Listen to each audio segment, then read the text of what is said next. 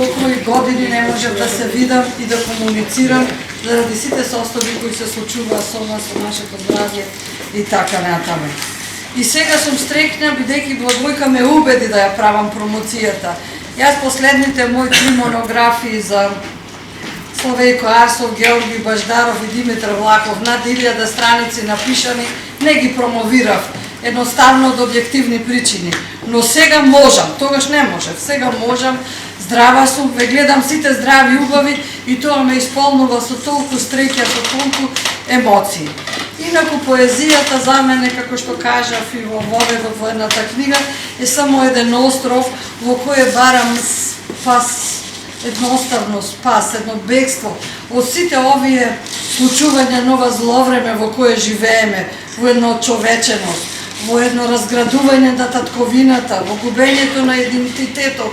Многу живееме во едно историско време на многу зло, на многу промени, динамични, кои еве, јас со моите 68 години некако не можам да ги сварам и да ги поднесам.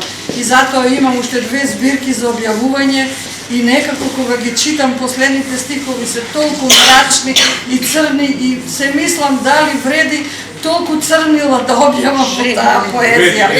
А душата ја, а по природа сум позитивен, весел човек кој ги сака луѓето, но поезијата многу мрачна последна сум ја напишала.